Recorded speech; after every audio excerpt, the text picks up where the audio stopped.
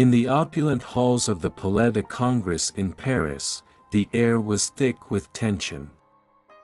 The Global Summit, an event designed to foster peace and cooperation among world leaders, was just days away. But rather than a symbol of unity, the summit had become a lightning rod for escalating international tensions. Security was heightened to unprecedented levels. Armed guards patrolled every entrance, and checkpoints were established throughout the venue. Inside, delegates from various nations gathered, their conversations hushed but intense.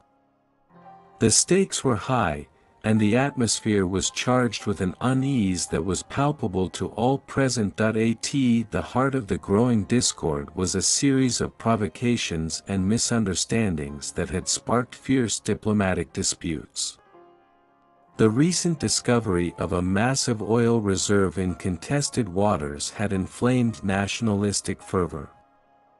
Each nation involved felt that their interests were at risk, and the summit was seen as the last opportunity to negotiate peace, or risk a conflict that could spiral out of control. In one of the summit's many conference rooms, the delegates were engrossed in a heated debate. The room was filled with the murmurs of discontent and the clatter of keyboards as aides frantically typed notes. The tension was almost unbearable as nations clashed over territorial claims and resource rights. Ambassador Henry Lawson, representing the United States, stood with a stern expression. His eyes were fixed on the French delegate, who had just made a provocative statement about the legitimacy of the oil reserves claim. "The situation is deteriorating," Lawson said, his voice steady but edged with frustration.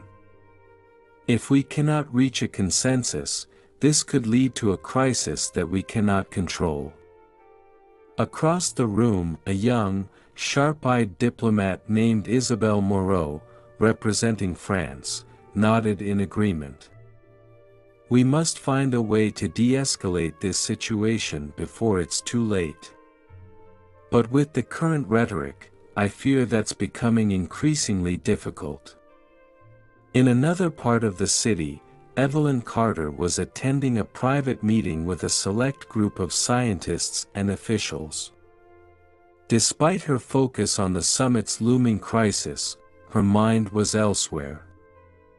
The recent reports of a giant shark sighted in the Seine had captured her attention, but so far, the authorities had dismissed it as an isolated incident. Evelyn knew better. She had a sinking feeling that there was more to this story than met the EYE.as. Evelyn reviewed the latest findings on her laptop. Her phone buzzed with a message from an anonymous source. The message was brief and cryptic: "The summit is a smokescreen. The real threat is in the Seine." The message was accompanied by a chilling image of the shark, its massive jaws open in a menacing display. Evelyn's heart raced. She knew the implications of such a revelation. If there was a connection between the shark and the geopolitical tensions, it could be catastrophic. She needed to act quickly and discreetly. The summit's high profile would make it nearly impossible to conduct a thorough investigation without attracting unwanted attention. With a deep breath, Evelyn closed her laptop and made her way to the nearest security office. She had to find a way to investigate the shark sightings while keeping the potential crisis under wraps. Her scientific instincts told her that the shark's appearance was not a mere coincidence, it was part of a larger, more sinister plot. As she walked through the bustling streets of Paris, Evelyn couldn't shake the feeling that time was running out. The global summit might be the immediate focus, but beneath the surface, a darker, more dangerous threat was looming.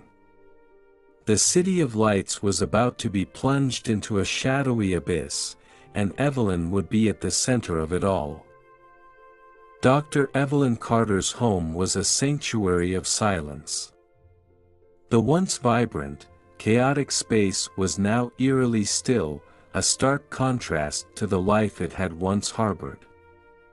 The walls, adorned with family photographs, bore witness to happier times, smiles, laughter, and the warmth of a loving family now absent from the house.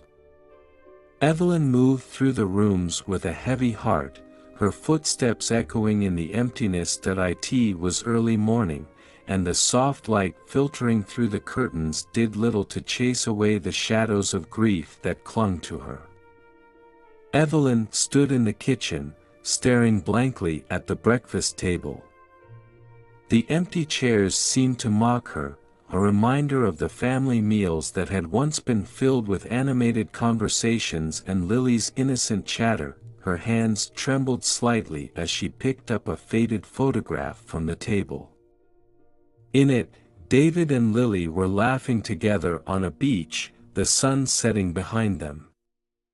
Evelyn's eyes welled up with tears as she traced their faces with her fingers.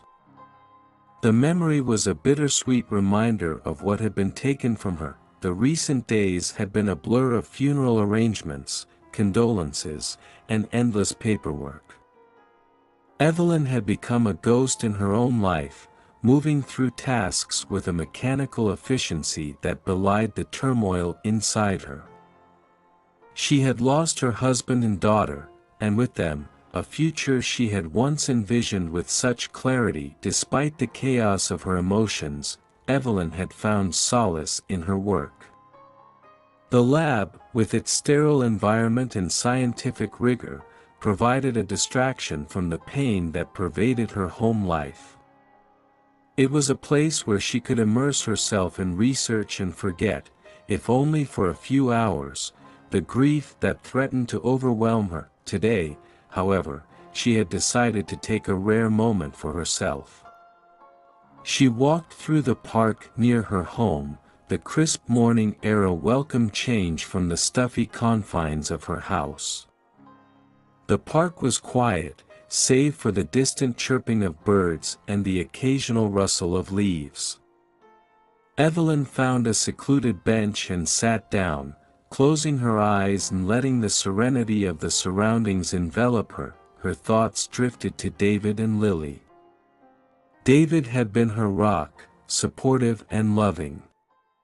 He had always believed in her, even when she doubted herself. Lily, with her boundless energy and curiosity, had been a source of joy and wonder. The void they left behind was immense, and no amount of scientific discovery could fill it. As Evelyn sat alone, she felt a pang of regret. She had been so absorbed in her research that she had missed out on precious moments with her family. Now, those moments were gone forever, and she was left with nothing but memories and a growing sense of guilt. That a gentle breeze stirred the leaves around her, and Evelyn opened her eyes, gazing at the surrounding beauty with a sense of melancholy. She knew she needed to find closure, but the more she tried to move forward, the more she was pulled back into her grief. In the distance, she spotted a group of children playing, their laughter a stark contrast to the somber mood she carried. It was a reminder of the life she had lost, a life that once held promise and joy. The sight made her ache with a sorrow that words could not fully express. Evelyn's phone buzzed, breaking the spell of her reverie. She glanced at the screen and saw a new message from an old colleague. It was an invitation to a meeting about the recent shark sightings in the Seine. The message was a stark reminder of the world outside her grief, a world that still needed her expertise. With a heavy heart, Evelyn stood up and made her way back home. She had been living in a fog of mourning, but now she faced a new challenge. The shark's appearance in the Seine was more than just a scientific anomaly, it was a potential clue to something far more troubling. And though she was still grappling with her personal loss, Evelyn knew she couldn't ignore the call to action. As she prepared to leave for the meeting, Evelyn took one last look at the photographs on her wall. She promised herself that she would not let her grief consume her. There was a world in need of answers, and she was determined to find them, no matter where the path might lead. The first report was a startling one. A massive, unidentifiable creature was sighted in the Seine. It had been dismissed as an exaggeration or a prank, until the footage emerged. What began as a ripple of skepticism quickly transformed into a tidal wave of panic as the evidence became undeniable. It was early morning when the news broke. The city of Paris, still waking from its slumber, was jolted by the alarming headlines scrolling across television screens and flashing on digital billboards. "Giant shark spotted in the Seine," the headlines screamed. The story was broadcast live, the footage showing a shadowy, immense figure moving beneath the water's surface, causing waves of fear to spread across the city. The initial reactions were a mix of disbelief and terror. Social media exploded with posts, memes, and theories, while traditional media outlets scrambled to cover the story.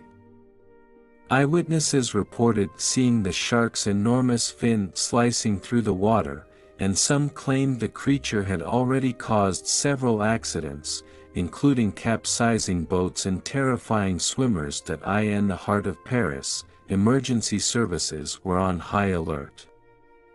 The Seine, a vital artery of the city, was cordoned off in sections, with police boats patrolling the waters and barriers set up to keep people away from the dangerous zone. The usual vibrant activity of the river, boat tours, picnics on the banks, and the lively interactions of locals and tourists, was replaced by an uneasy silence, punctuated only by the sounds of sirens and the murmur of anxious crowds. Evelyn Carter had just entered her office at the Research Institute when the news broke. She watched in stunned silence as the footage played out on her computer screen. The massive, undulating shape in the water was unlike anything she had seen before. Her mind raced as she processed the implications of the sighting. The scale of the creature suggested it was no ordinary shark, and the timing of the sighting raised even more questions. Evelyn's phone rang, jolting her from her thoughts. It was Dr. Marc Leclerc, a colleague and marine biologist based in Paris. "Evelyn, I know you're in the States, but this is urgent," he said, his voice tense. "We need your expertise. The shark's behavior is unlike anything we've ever studied." Evelyn agreed to meet with Mark immediately. The situation was deteriorating rapidly, and she knew her knowledge could be crucial in understanding what was happening. She arrived at Mark's office, where he was frantically coordinating with local authorities and trying to piece together information from eyewitness reports and the latest footage. Mark was a tall, rugged man with a no-nonsense attitude, his face lined with worry. "We're dealing with something unprecedented," he said as he gestured to the various monitors displaying live feeds from the Seine. "This isn't just a large shark, it's an anomaly. Its size and aggression are off the charts. And the worst part is, we have no idea how it ended up here." Evelyn took a deep breath and scanned the data. The creature's movements were erratic and unpredictable, suggesting it was highly agitated. "We need to find out where it came from and why it's here," she said. "If this shark has been engineered or manipulated in some way, we're looking at a potential ecological disaster." Outside, the city was in chaos. Residents who lived near the Seine were evacuated as a precaution, and tourists were warned to stay away. The French government issued statements urging calm and promising that the situation would be under control soon, but the public's anxiety was palpable. In the midst of this turmoil, Evelyn received a second message from her anonymous informant.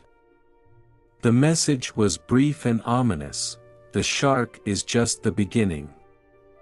The real danger lies beneath the surface."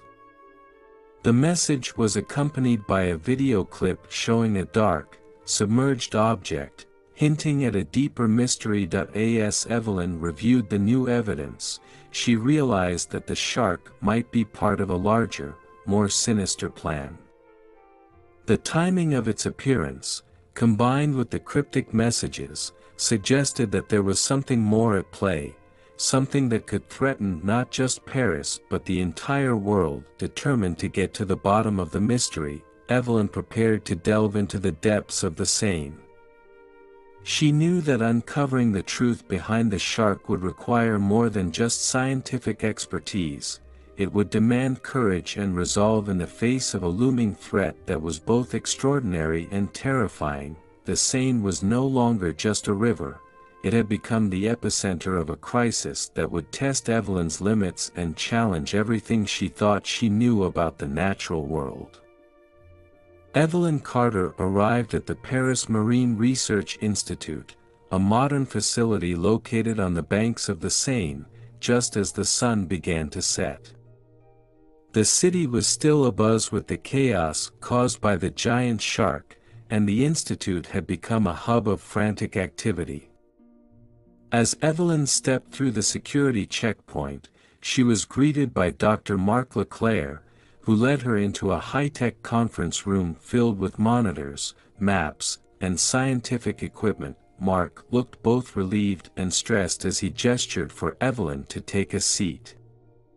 "Thank you for coming on such short notice," he said. "We've been overwhelmed with the situation. We need your expertise to help us understand what we're dealing with." Evelyn nodded, her mind already racing with possibilities. "I've seen the footage and the data. This isn't an ordinary shark, and it's clear that it poses a significant threat. What exactly do you need from me?" Marc tapped on a tablet, bringing up a detailed map of the Seine and surrounding areas. "We've managed to contain the shark to a specific section of the river, but its behavior is unpredictable. We suspect it's been genetically altered or engineered.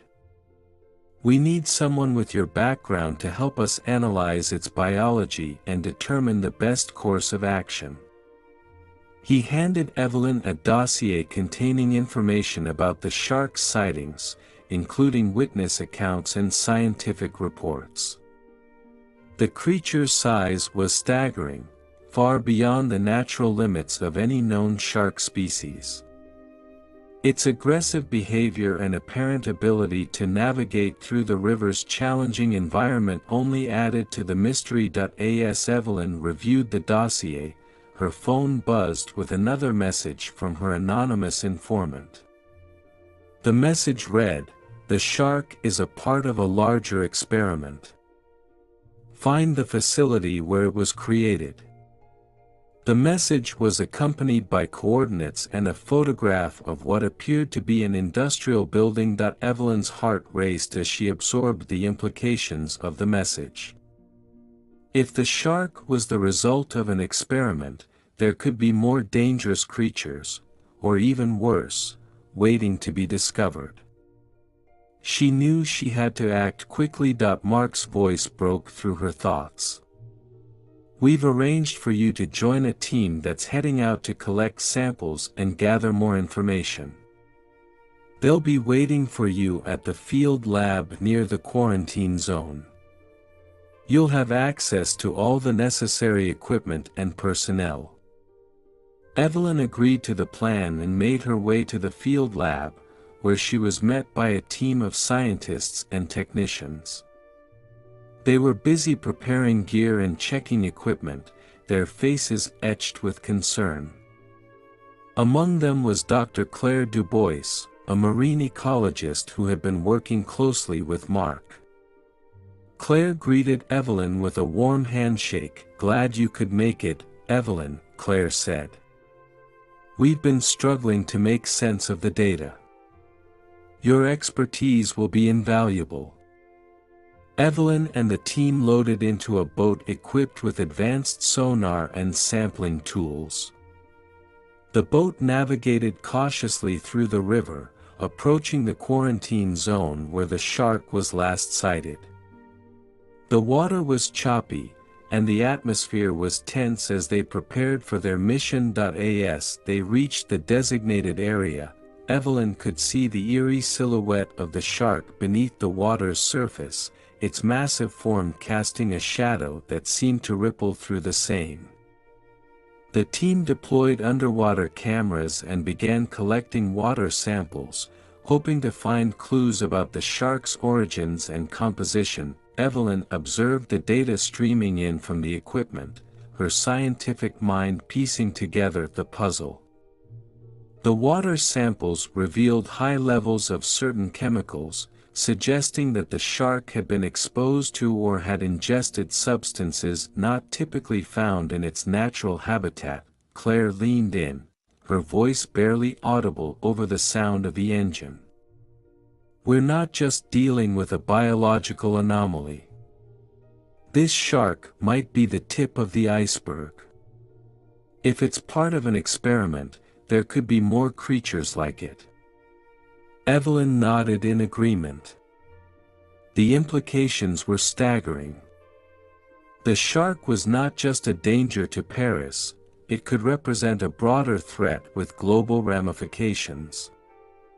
She was determined to uncover the truth, no matter how unsettling it might be. As the boat continued its search, Evelyn glanced at the coordinates from the anonymous message. They pointed to an abandoned industrial complex on the outskirts of Paris, a place that might hold the key to unraveling the mystery of the shark. With renewed resolve, Evelyn knew that her journey was just beginning. The call to action had been made, and she was ready to dive deeper into the heart of the enigma, uncovering secrets that could change everything she knew about the natural world and the forces at play behind the scenes. The Paris Marine Research Institute was a hive of activity when Evelyn Carter arrived. The usually serene setting on the Seine was now a chaotic scene of emergency response and scientific analysis.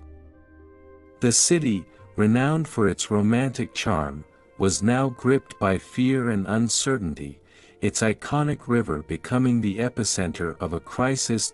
Evelyn's arrival was met with a flurry of activity. Dr. Marc Leclerc and Dr. Claire Dubois were waiting for her at the Institute's entrance, their faces etched with both urgency and relief. Marc quickly ushered Evelyn inside, where she was briefed on the current situation. "Evelyn, it's worse than we anticipated," Marc said, his tone grave. "The shark has caused significant damage. There have been several incidents involving boats capsizing, and there are reports of people going missing. The river's usual traffic is at a standstill, and the city's mood is one of panic." Claire joined the conversation, her expression troubled. "The shark's presence has disrupted everything. The quarantine zone has been expanded, and the government has declared a state of emergency in the affected areas. The Seine, which was once a symbol of life and culture, has turned into a source of dread." Evelyn took a deep breath and looked out the window at the Seine. The river, normally a tranquil flow through the heart of Paris, now looked menacing and foreboding. The water was churned up, and police boats patrolled the perimeter, their presence a stark reminder of the danger lurking beneath the surface. Mark handed Evelyn a dossier containing the latest reports.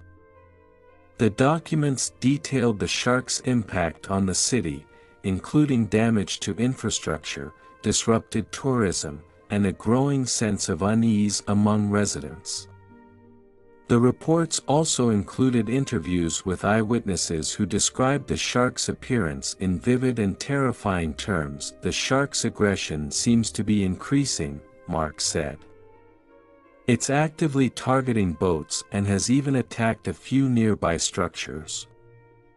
We're dealing with a creature that's not just out of its natural habitat but appears to be behaving in a highly unusual and dangerous manner." Evelyn reviewed the footage and photos in the dossier, her scientific curiosity mingling with a growing sense of alarm. The shark's size and behavior were unlike anything she had encountered in her career. It was as if it had been designed to cause maximum disruption and fear. "The water samples we collected earlier show elevated levels of chemicals and unusual biological markers," Evelyn said, her mind racing. "This suggests that the shark may have been exposed to or injected with substances that alter its natural behavior. We need to analyze these samples further to understand what's driving its aggression." Claire nodded in agreement. "We've set up a temporary lab near the quarantine zone where you can conduct your analysis. But be aware, getting too close to the affected areas is dangerous. The shark has shown no signs of retreating, and the situation remains volatile." Evelyn's resolve hardened. She knew that understanding the shark's behavior and origins was crucial to resolving the crisis. She also knew that her investigation would likely uncover more than just the cause of the shark's aggression. It might reveal a larger conspiracy or experiment behind its creation. As she prepared to leave for the temporary lab, Evelyn couldn't help but feel a pang of nostalgia for the Paris she had once known. The city, with its rich history and cultural landmarks, now felt overshadowed by a looming threat. But she was determined not to let the fear and uncertainty dictate her actions. The boat ride to the quarantine zone was somber. The once picturesque scenes of Paris's riverbanks were now marred by the signs of emergency response, barricades, warning signs, and the occasional flicker of lights from police boats. The Seine, in its current state, was a stark contrast to the serene and romantic image often portrayed in travel brochures. When Evelyn arrived at the temporary lab, she was greeted by a team of scientists working tirelessly to analyze data and manage samples. The lab was equipped with state-of-the-art equipment, but the urgency of the situation was evident in the hurried movements of the staff. Evelyn set up her workspace and began her analysis, meticulously examining the water samples and biological markers. The data confirmed her suspicions. The shark had indeed been subjected to substances that altered its behavior. But the precise nature of these substances, and their source, remained unclear. As she worked, Evelyn's thoughts were interrupted by a sudden commotion outside. She looked up to see a group of emergency responders rushing to the edge of the quarantine zone, their faces tense and determined. It was a reminder of the escalating situation and the urgency of her mission. Evelyn knew that time was of the essence. The shark's impact on Paris was more than just a headline. It was a crisis that demanded immediate action and resolution. She was prepared to dive deep into the mystery, uncovering the truth behind the shark and whatever larger scheme might be at play. With renewed determination, Evelyn focused on her work, knowing that every piece of data she uncovered brought her one step closer to solving the mystery and restoring peace to the city of Paris. The temporary lab was a beacon of activity amidst the chaos surrounding the Seine. Evelyn Carter had immersed herself in her work, trying to focus on the sharks' biological anomalies and the potential threats they posed. Yet, Paris, with its rich history and intricate beauty, had a way of seeping into her thoughts, reminding her of the life she had lost. As Evelyn worked late into the evening, she took a break to clear her head. The lab's windows offered a view of the Seine, illuminated by the harsh lights of emergency boats. The river, with its churning waters, seemed to mirror the turmoil within her. To escape the oppressive weight of her grief, Evelyn decided to take a short walk through the city. She hoped the fresh air and a change of scenery might help her regain some perspective. She left the lab and wandered through the nearby streets, which were surprisingly quiet given the usual hustle and bustle of Parisian life. Her path led her to a familiar area, one that was eerily close to the picturesque bridge where she had spent countless afternoons with David and Lily. As she approached the bridge, memories surged like a flood, images of her husband's laughter and Lily's joyful playfulness. The bridge, with its intricate ironwork and sweeping views of the Seine, was a place of serenity and happiness. Now, it seemed to loom as a ghostly reminder of her past. Evelyn stood at the bridge's edge, staring at the river below. The water, once a symbol of peace and continuity, now felt turbulent and ominous. Her gaze shifted to a nearby cafe, where she had shared many coffee dates with David, discussing everything from their dreams to their worries. The cafe's warm lights and inviting atmosphere were a stark contrast to the fear that gripped the city now. As Evelyn walked past the cafe, she noticed a small bookstore across the street. It had been one of Lily's favorite places, a cozy shop where they had often bought picture books and toys. She hesitated for a moment before crossing the street and entering the bookstore. The bell above the door chimed softly as she stepped inside. The familiar scent of old books and coffee was comforting, but it also heightened her sense of loss.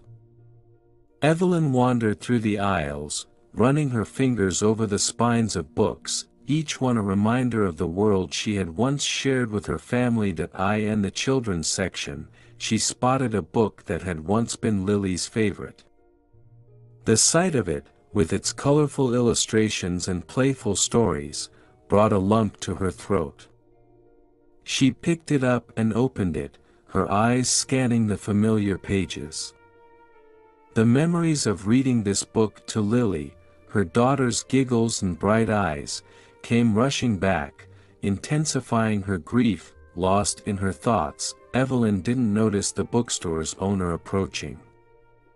The elderly woman, with kind eyes and a gentle smile, recognized the pain in Evelyn's expression. "Are you all right, dear?" the owner asked softly. "You look like you're carrying a heavy burden." Evelyn forced a smile and nodded. "I'm just remembering some fond times. My family and I used to come here often." The owner's expression softened with understanding. "It's hard, isn't it?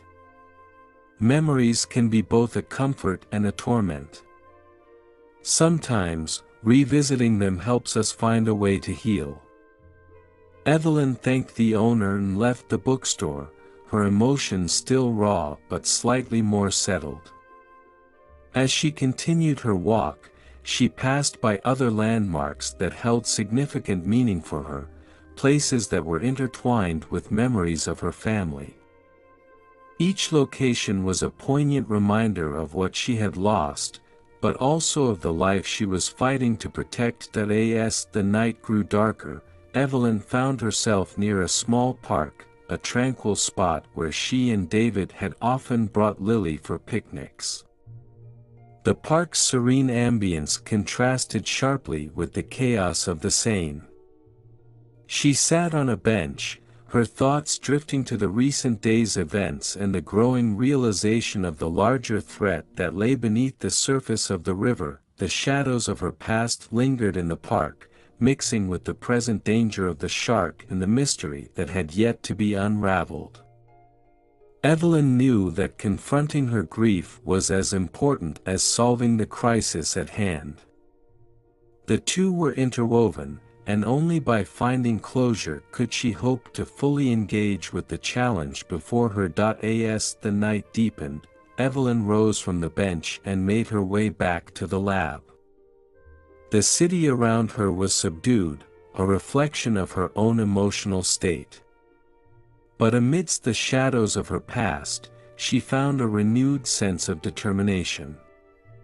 The journey ahead was fraught with danger and uncertainty, but Evelyn was resolved to face it with the strength she had found in her memories and the knowledge she carried. The Seine was not just a river, it was a symbol of her personal struggle and a battleground for the unfolding mystery. With each step she took, Evelyn moved closer to uncovering the truth and, perhaps, finding a way to reconcile her past with the future she was determined to protect. The Grand Hall of the Palais de Congrès in Paris was a marvel of modern architecture, its sleek design and towering glass windows reflecting the city's historic charm. It was here, amidst the grandeur and security, that the global summit was set to take place.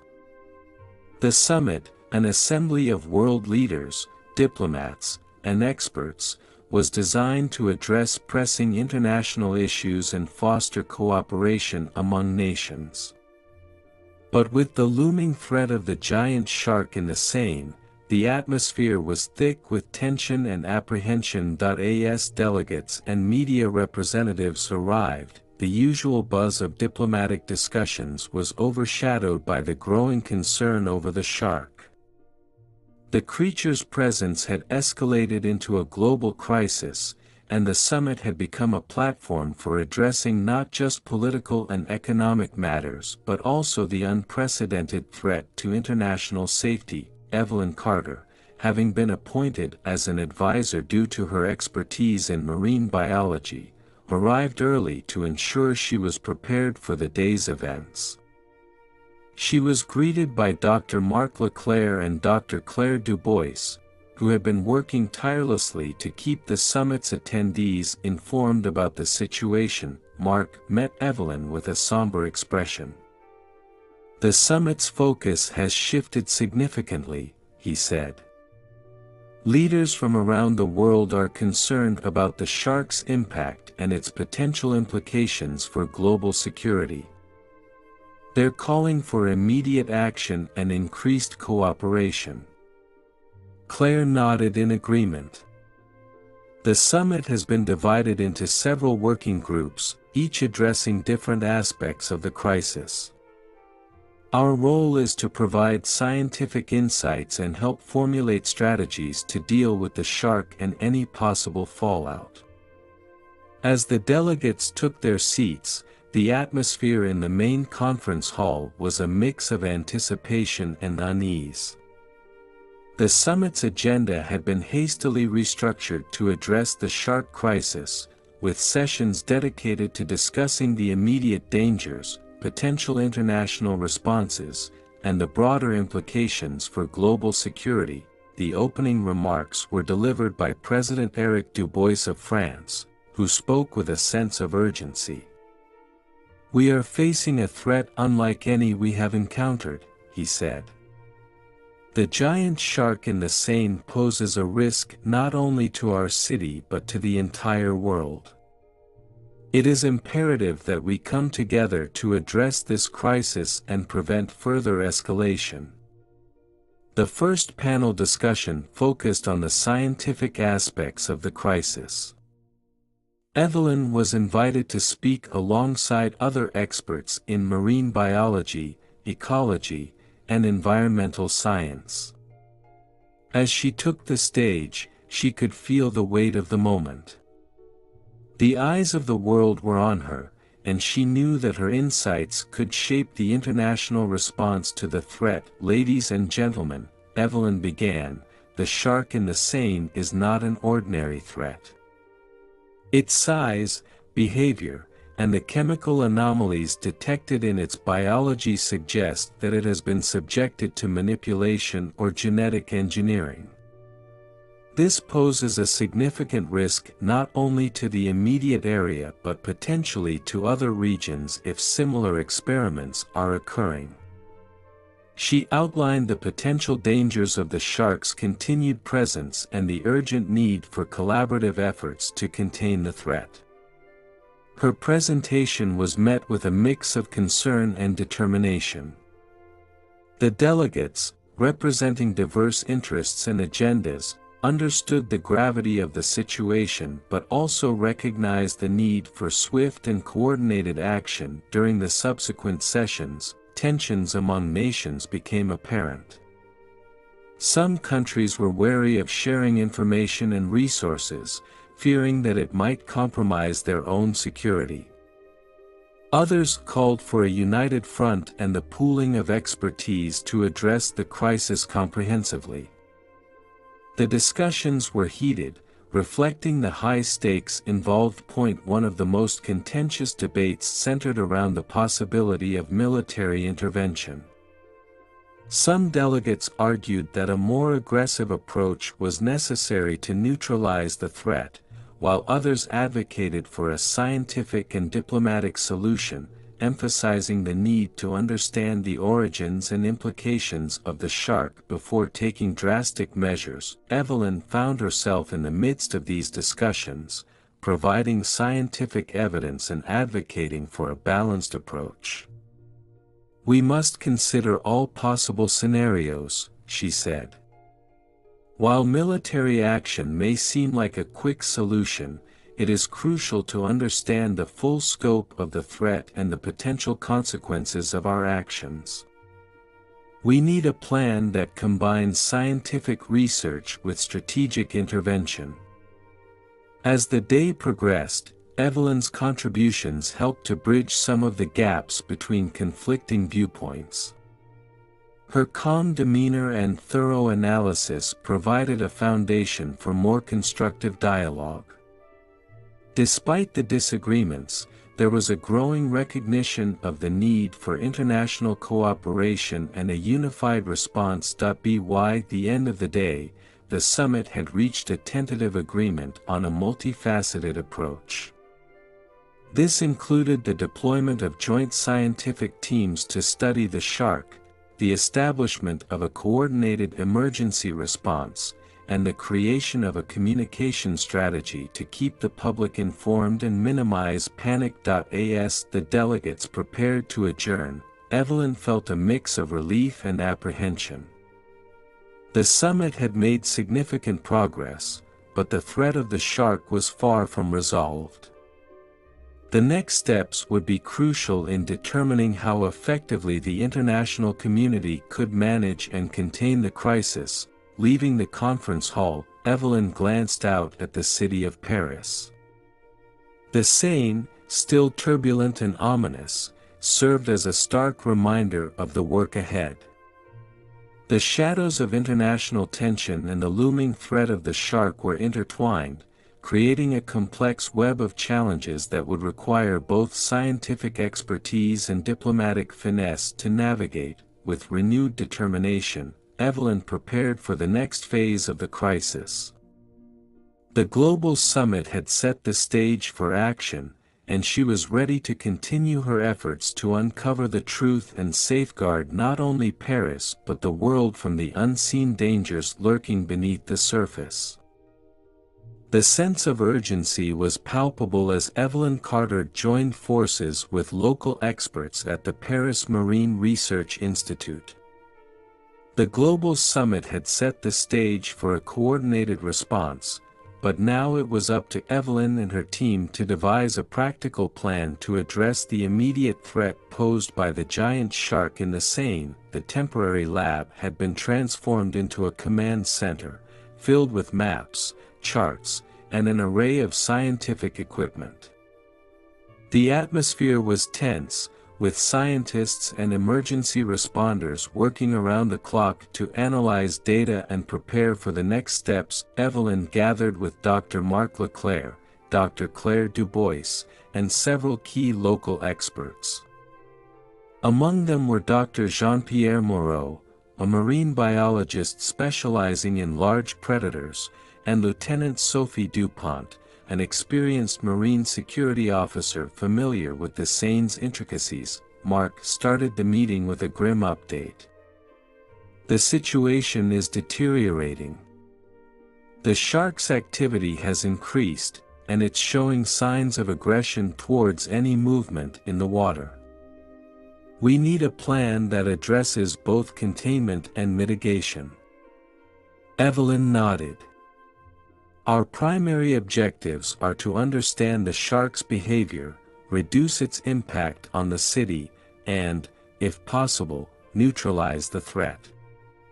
We need a strategy that combines scientific research with practical measures to ensure the safety of both the public and our response teams. Jean-Pierre, a seasoned marine biologist with a deep understanding of predator behavior, spoke up. Based on the data we've collected, the shark is highly territorial and reacts aggressively to disturbances. We should consider setting up a series of traps and barriers to control its movements. However, we need to be cautious not to provoke it further. Claire added, we also need to assess the environmental impact of our interventions. The Seine is an essential ecosystem, and any measures we take should minimize harm to the river's natural balance. Sophie, with her knowledge of the Seine's waterways, suggested, we could use the river's existing infrastructure to our advantage.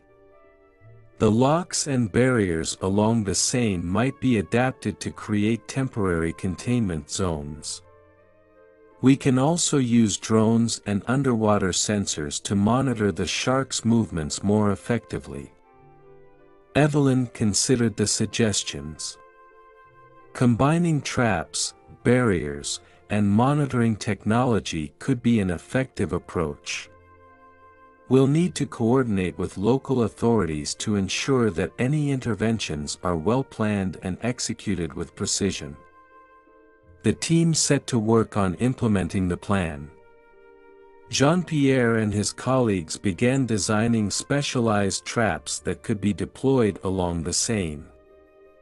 These traps were designed to be both effective and humane, allowing for the capture of the shark without causing unnecessary harm. Sophie worked on coordinating with the river's management authorities to adapt existing infrastructure.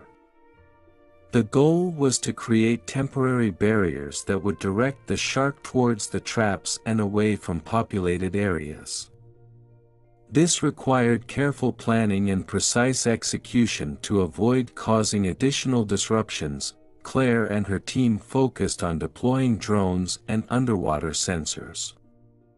The drones, equipped with high-resolution cameras, would provide real-time surveillance of the Seine, while the underwater sensors would track the shark's movements and behavior. Evelyn, meanwhile, worked on analyzing the environmental data and assessing the potential impact of the planned interventions. She collaborated with environmental scientists to ensure that the measures taken would not adversely affect the river's ecosystem. As the team worked tirelessly, the atmosphere in the lab was a mix of determination and anxiety. Each team member understood the gravity of the situation and the need for a swift and effective response. The shark's continued presence in the Seine posed a serious threat, and the team was determined to contain it before the situation worsened. By late afternoon, the traps were ready, and the temporary barriers were in place. The drones and sensors were operational, providing valuable data on the shark's location and movements. The team was prepared to execute their plan, but there was a palpable sense of tension as they awaited the shark's next move. Evelyn gathered the team for a final briefing. "We've put together a comprehensive plan, but we need to be adaptable. The shark's behavior may be unpredictable, and we must be prepared to adjust our strategies as needed.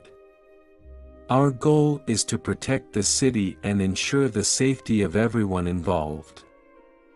With a shared sense of purpose, the team set their plan into motion. The traps were strategically positioned, and the barriers were adjusted to guide the shark towards them. The drones and sensors began their surveillance, providing real-time updates on the shark's movements. As evening fell, the Seine was illuminated by the lights of emergency boats and the glow of the drones. The team watched intently, monitoring the data and preparing for any necessary adjustments. The shark's presence remained a constant threat, but the team's coordinated efforts offered hope for a resolution. Evelyn stood at the edge of the Seine, her gaze fixed on the turbulent waters. The weight of the situation was immense, but she felt a renewed sense of determination. The team had taken significant steps towards addressing the crisis, but the ultimate outcome remained uncertain. As the night wore on, the team remained vigilant, ready to respond to any changes in the shark's behavior. The challenge ahead was daunting, but Evelyn knew that with continued cooperation and expertise, they had a fighting chance to overcome the threat and restore safety to the Seine and the city of Paris. The battle against the shark had only just begun, and the coming days would test their resolve and ingenuity. But for now, Evelyn and her team faced the challenge with unwavering commitment, knowing that their actions would determine the future of the Seine and the safety of those who lived along its banks. The Seine's dark waters churned ominously as the night deepened, the city of Paris eerily quiet despite the underlying tension. The team's preparations had been meticulous, but no amount of planning could truly prepare them for the unpredictable nature of their quarry. The giant shark, a creature out of nightmares, lurked somewhere beneath the surface, waiting to strike. Evelyn Carter stood on the deck of one of the emergency boats, her eyes scanning the water for any sign of movement. Around her, the team was on high alert. The traps were set, the barriers in place, and the drones buzzed overhead, their infrared cameras cutting through the darkness.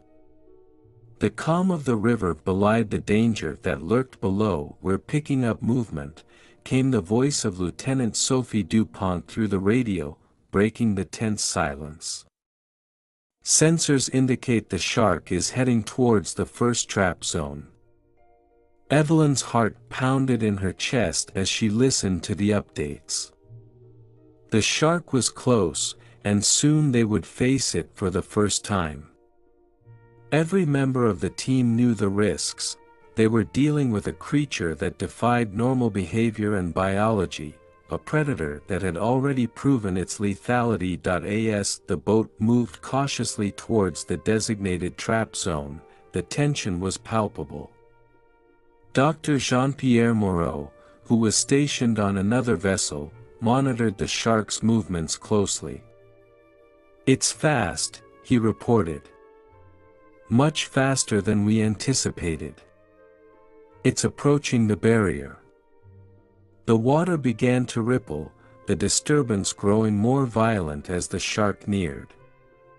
The team braced themselves, every eye trained on the churning waters.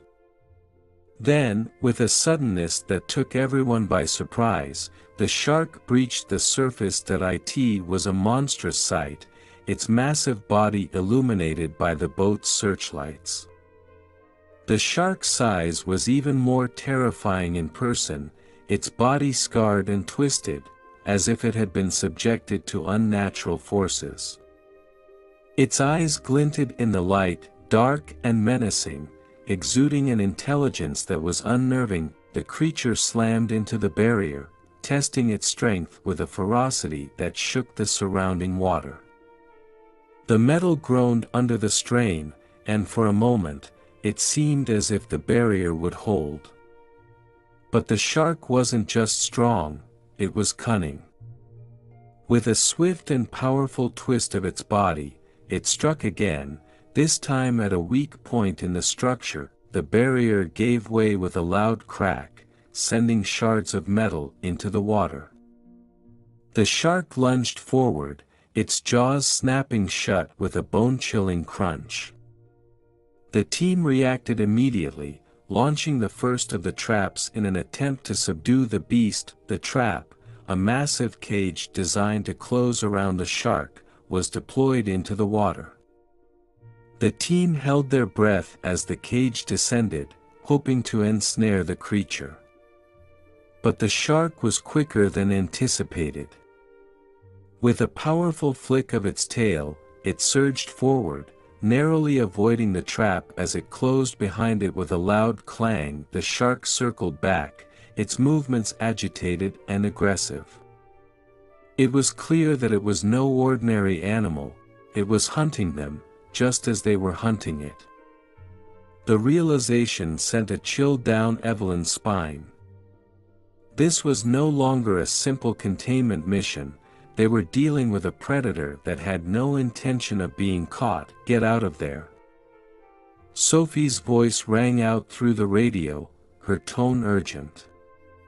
It's coming back around. The team scrambled to maneuver the boats away from the shark's path. But the creature was relentless, its massive body cutting through the water with terrifying speed. It slammed into one of the boats, nearly capsizing it with the force of the impact. The crew held on desperately, struggling to regain control. Evelyn watched in horror as the shark continued its assault, ramming the boat repeatedly. The situation was spiraling out of control, and she knew they had to act fast before someone got hurt, or worse, deploy the second trap, she ordered, her voice steady despite the fear gnawing at her. The second trap was released, this one designed to deploy a net that could entangle the shark and slow it down.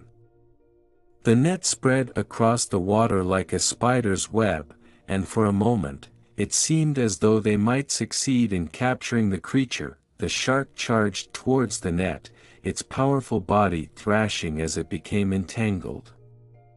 The team watched with bated breath as the net tightened around the shark, its movements becoming more erratic as it struggled to break free.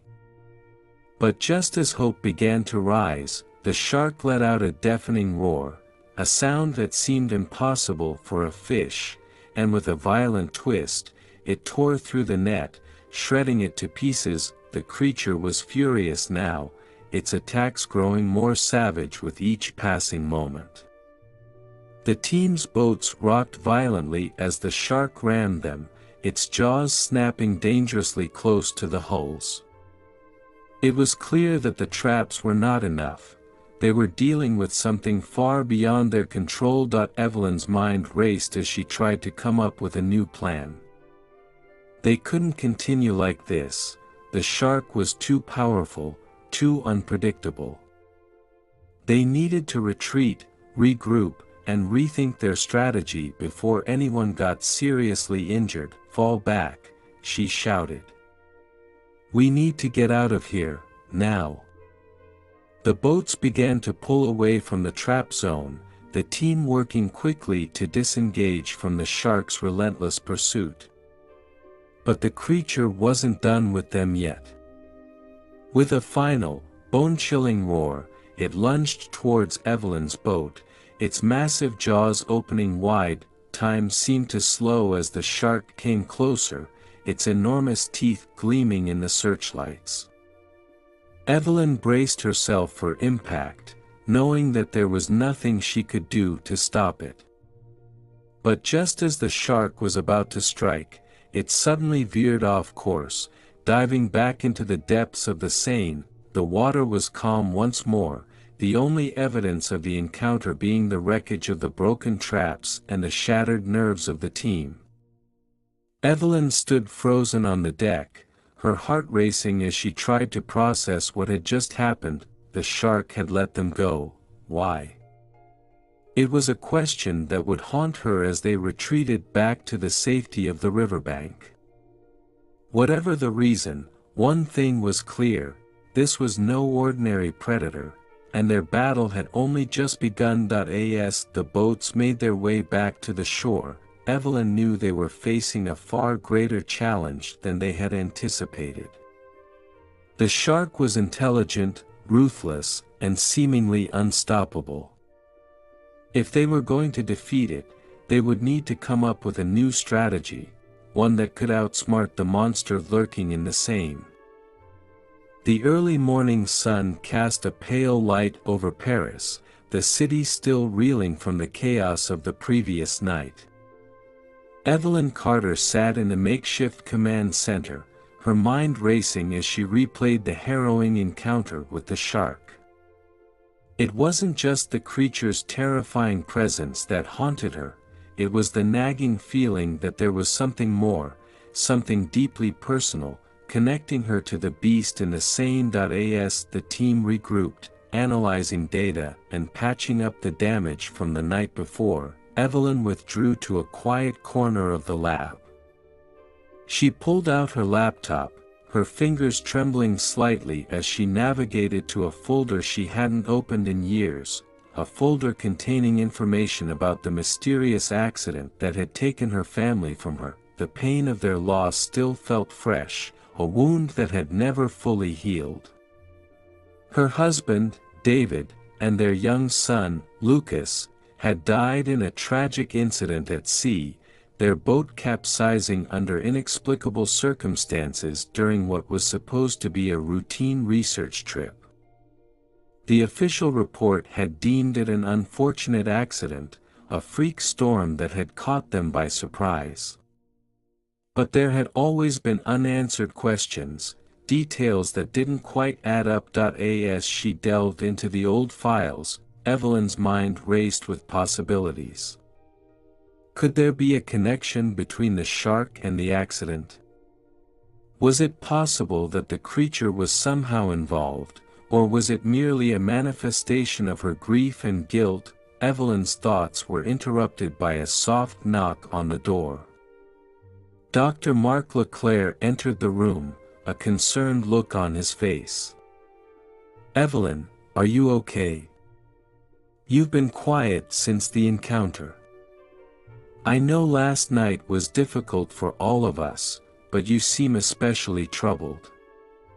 She hesitated for a moment, then decided to confide in him. "Mark, there's something I need to tell you. It's about my family's death. I've always suspected that there was more to it than what we were told. And now, with everything that's happening, I can't shake the feeling that the shark might be connected somehow." Mark listened intently as Evelyn recounted the details of the accident, the oddities in the official report, and the unresolved questions that had plagued her ever since. "I've been looking through the files again," she said, her voice trembling slightly. "And there are things that don't make sense. For example, the damage to the boat. It was almost as if something had attacked it from below, something powerful enough to cause the hull to rupture." Mark's brow furrowed as he considered her words. "Do you think the shark?" he began, but Evelyn quickly shook her head. "I don't know," she admitted. "But there are too many coincidences. The location of the accident, the fact that it happened during a research trip focused on marine biology. It's as if someone, or something, was trying to keep them from discovering something." Mark leaned closer, his voice low. "Evelyn, if what you're saying is true, we need to dig deeper. There may be more at play here than we initially thought." Evelyn nodded, her resolve hardening. "I agree. But we need to be careful. If there's a connection between the shark and the accident, then whoever, or whatever, is behind this won't want us uncovering the truth." Together, they began sifting through the files, piecing together a timeline of events leading up to the accident. As they worked, a disturbing pattern began to emerge.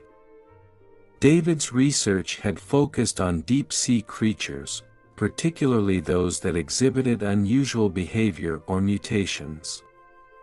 He had been investigating reports of strange phenomena in the Atlantic, including sightings of unusually large predators that seemed to defy known species classifications. The more they uncovered, the more Evelyn's suspicions grew. David's last communication before the accident had mentioned a breakthrough in his research, something that he believed could change the way scientists understood marine life. But the details were vague, almost as if he had been deliberately keeping things secret. Even from Evelyn.as they dug deeper, they found a series of encrypted files on David's hard drive, files that had never been decrypted or included in the official investigation. With Mark's help, Evelyn managed to unlock the files, revealing a trove of data, including detailed observations and video footage of what appeared to be a massive, unidentified marine creature. Evelyn's breath caught in her throat as she watched the footage. The creature on the screen was disturbingly similar to the shark they had encountered in the Seine. Its size, its aggression, even the unusual markings on its body, all matched the descriptions from the footage David had recorded just days before his death. "This can't be a coincidence," Mark murmured, his eyes wide with shock. David must have discovered something that someone didn't want getting out. Evelyn's mind raced as she tried to make sense of the revelations. Was the shark in the Seine the same creature that David had encountered? Had it somehow followed her to Paris, or was it part of a larger, more sinister plan? And if so, who was behind it, and why? As she stared at the screen, Evelyn knew that her journey was only just beginning. The shark in the Seine was no ordinary predator. It was a key to unlocking the truth about her family's death. But that truth came with terrifying implications, ones that could put her and everyone around her in grave danger. Evelyn's grief was now interwoven with a growing sense of purpose. She would uncover the truth, no matter the cost. The shark was a monster, yes, but it was also a messenger, a harbinger of secrets that had been buried for too long. As she and Mark continued to analyze the data, they knew they were treading on dangerous ground. But Evelyn was determined to see this through. The answers she sought were out there, lurking beneath the surface, just like the shark in the Seine, and she was ready to face them, no matter what horrors they might reveal. The morning after the harrowing first encounter with the shark, the team was back in the lab, their exhaustion replaced by a grim determination. Evelyn, still reeling from the revelations about her family's death, knew that understanding the creature's origins was the key to stopping it. If they could figure out where it came from, and why it was here, they might stand a chance of defeating it. Dr. Mark Leclerc had been working tirelessly overnight, analyzing the footage and data they had collected. When Evelyn entered the lab, he was hunched over his computer, surrounded by piles of research papers and maps. He looked up as she approached, his expression serious. "Evelyn, I think I've found something," he said, motioning for her to join him. "It's not just about the size of the shark, it's about where it came from. This creature didn't just grow to an unnatural size on its own. Something, or someone, made it this way. Evelyn's heart pounded as she looked at the screen. Mark had overlaid the shark's tracking data with a map of deep-sea research sites around the Atlantic. The path the shark had taken was clear, but it wasn't random. It followed a precise route, one that passed through several classified research zones. "What are these locations?" Evelyn asked, her voice tense. "These," Mark explained, pointing to the marked sites, "are deep-sea research facilities run by a company called Biomarine Industries. They've been conducting secret experiments for years, but no one knows exactly what they've been working on." I dug a little deeper, and it turns out they've been experimenting with genetic modification, specifically on marine life. Their goal was to create super predators, creatures with enhanced size, strength, and intelligence. Evelyn's eyes widened. "Are you saying this shark was created in a lab?" Mark nodded grimly. "It looks that way. Biomarine has been developing these creatures as part of a top-secret project, Project Leviathan. They've been experimenting with DNA splicing, combining the genetic material of different species to create hybrids. This shark is one of their creations, engineered to be the ultimate predator." Evelyn felt a wave of nausea as the implications sank in. But why would they do this? What's the purpose of creating such a dangerous creature? "That's the disturbing part," Mark replied. "From what I've been able to gather, the project was originally intended for military use, creating biological weapons that could be deployed in the ocean to protect strategic assets or even disrupt enemy shipping routes. But something went wrong. The creatures they created were too powerful, too uncontrollable. It seems that one of these sharks escaped, or was released, into the wild." Evelyn stared at the screen, her mind racing. "And it ended up in the Seine. But why? What could have drawn it here?" Mark shook his head. "I'm not sure yet, but there's more. I found references to another incident, one that occurred around the same time as your family's accident. There was a leak in one of Biomarine's research facilities, and several of their experimental subjects got loose. The company covered it up, but I found reports of unexplained disappearances in the area, as well as strange sightings, people claiming to have seen enormous sea creatures." Evelyn's hands clenched into fists as anger welled up inside her. So they knew. They knew these creatures were dangerous, and they didn't do anything to stop them. "My family died because of their experiments." Mark placed a hand on her shoulder, his voice gentle. "I'm so sorry, Evelyn. But now that we know the truth, we can do something about it. We need to expose Biomarine and stop this shark before it causes more destruction." Evelyn nodded, determination hardening her resolve. "We have to find a way to neutralize it. If we can't kill it, we need to contain it, maybe even find a way to reverse the genetic modifications."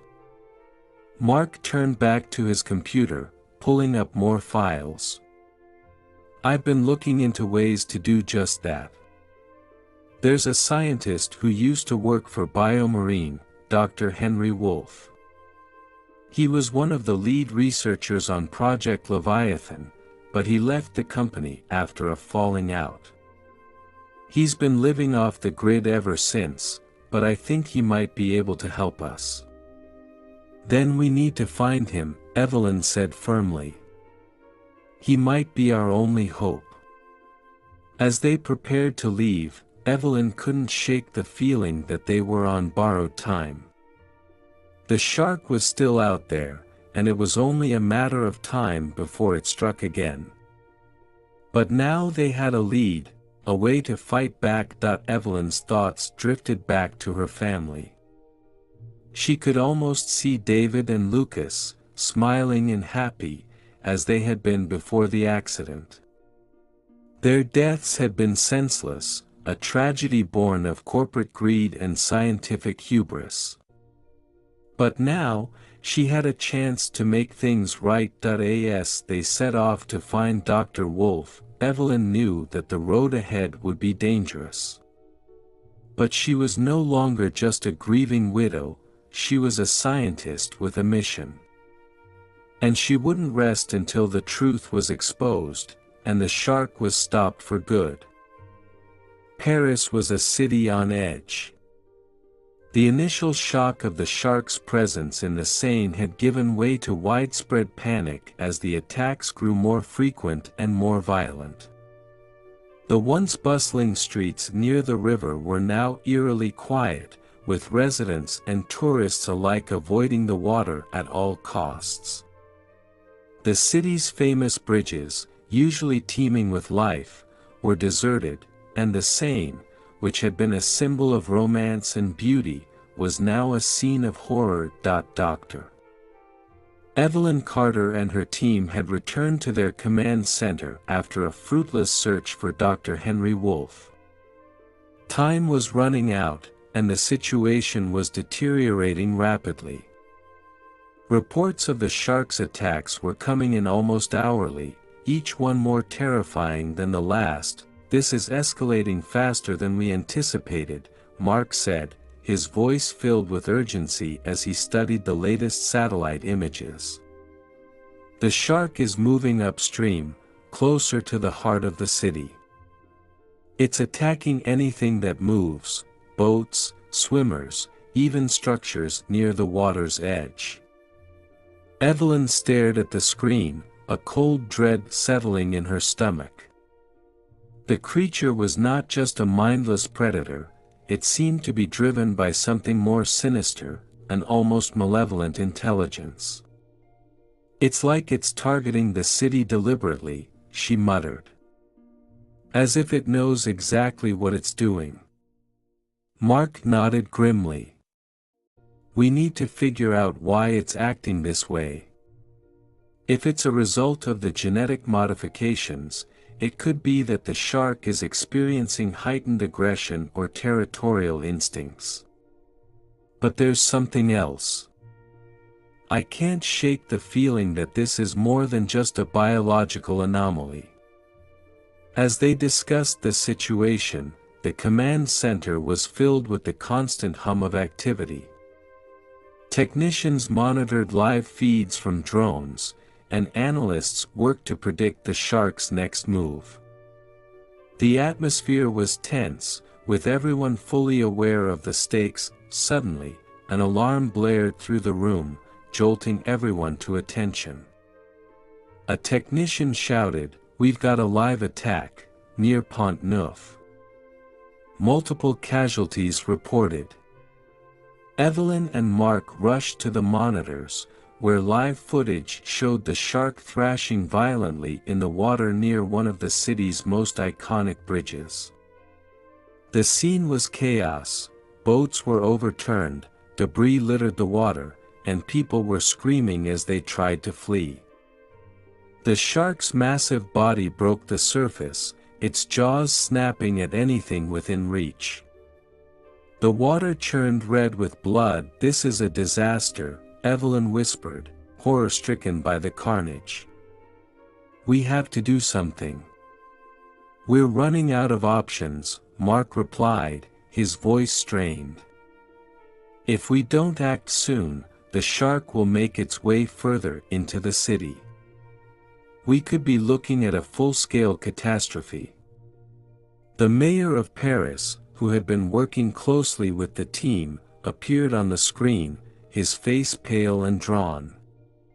"Dr. Carter, we're evacuating the areas near the Seine, but we can't contain the panic. The city is descending into chaos." What can we do to stop this creature?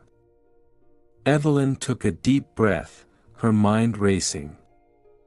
They had been focusing on finding a way to neutralize the shark, but with each passing hour, the threat was becoming more immediate, more uncontrollable. "We need to take a more aggressive approach," she said finally. "We can't just react, we have to take the fight to the shark." Mark looked at her, a mix of concern and determination in his eyes. "Do you have a plan?" "I think it's time we use the bait strategy we discussed earlier," Evelyn replied. "We'll lure the shark to a controlled location, away from the city, where we can trap it. But we'll need to be careful, one wrong move, and we could make things even worse." The mayor nodded, his expression resolute. "Do whatever it takes, Dr. Carter. The lives of everyone in this city are in your hands." As the team scrambled to put the plan into action, Evelyn felt the weight of responsibility bearing down on her. The shark was a monstrous embodiment of her worst fears, a living nightmare that threatened to consume everything in its path. But she couldn't let it win, not after everything she had lost. The operation was set to take place that evening. They would use a powerful sonic emitter to draw the shark to an isolated section of the river, where they had set up a containment area with reinforced barriers. It was a risky plan, but it was their best shot at stopping the creature before it could wreak more havoc. As the sun began to set over Paris, casting a golden glow over the city, the tension in the command center was palpable. Everyone was on edge, waiting for the moment when they would confront the shark head-on. Evelyn stood at the river's edge, watching as the team deployed the sonic emitter. The device emitted a low-frequency sound that was meant to mimic the calls of the shark's prey, drawing it toward the trap. The water was eerily calm, the only sound the distant hum of the city in the background. For a long moment, nothing happened. The water remained still, and the team held their breath. Then, without warning, the surface of the river erupted as the shark lunged toward the source of the sound, its massive body crashing against the barriers they had set up. The trap had worked, but the shark was more powerful than they had anticipated. It thrashed violently, testing the strength of the barriers, and for a terrifying moment, it seemed as if the creature might break free. "Hold the line!" Mark shouted, his voice cutting through the chaos. "We need to keep it contained." Evelyn watched in horror as the shark continued its assault on the barriers. The structure groaned under the strain, but it held firm. The team had succeeded in luring the shark away from the city, but the fight was far from over. As the creature continued its relentless attack, Evelyn realized that they were facing an enemy unlike any other. The shark was not just a product of science gone wrong, it was a force of nature, a living weapon that had been unleashed upon the world. But she wouldn't back down. She had come too far, lost too much, to let the shark win. With the city's fate hanging in the balance, Evelyn knew that this was just the beginning of the battle, and she was ready to see it through to the end. Evelyn sat in the makeshift command center, the low hum of machinery and murmured voices around her barely registering as she stared blankly at the map spread out in front of her. The shark was contained, for now, but the weight of what they were facing hung over her like a dark cloud. The nightmare that had consumed her life for the past few years was far from over. In many ways, it was only just beginning. She rubbed her temples, trying to stave off the headache that had been building since the day began. The physical exhaustion was nothing compared to the emotional toll the past days had taken on her.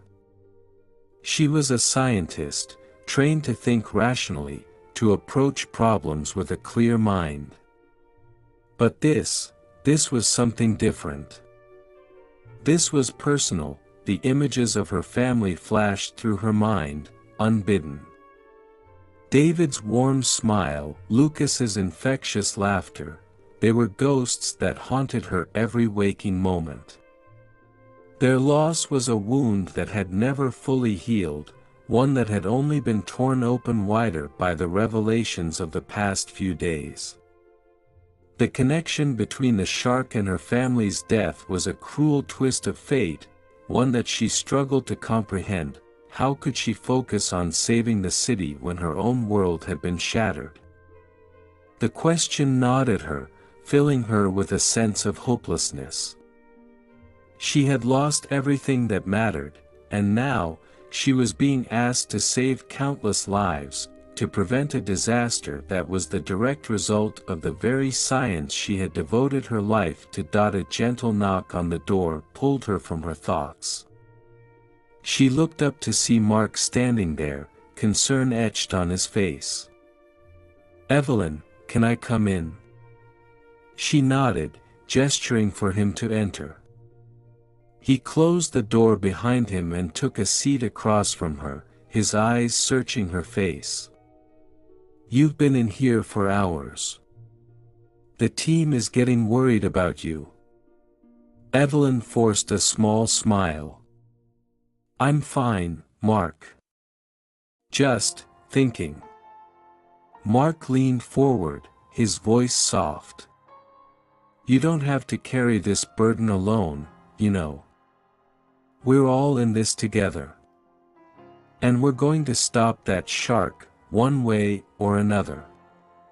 She sighed, running a hand through her hair. "It's not just about the shark, Mark. It's everything. The loss of my family, the guilt, the anger. It's all coming back, and I don't know how to deal with it." Mark nodded, his expression sympathetic. "What happened to your family was a tragedy, Evelyn. And I can't even begin to imagine the pain you've been through. But you can't let it consume you. If you do, it'll only make things worse, for you, and for everyone else." "I know," Evelyn whispered, her voice trembling. "But it's hard. Every time I think I've found some semblance of peace, something drags me back into the darkness. This shark, the connection to biomarine, it's all dredging up memories I thought I had buried." Mark reached across the table, taking her hand in his. "You've been through more than anyone should have to bear. But you're strong, Evelyn. You've already come this far, and you're still standing. That says a lot about you." Evelyn squeezed his hand, grateful for the support. "I just don't know if I'm strong enough to do this.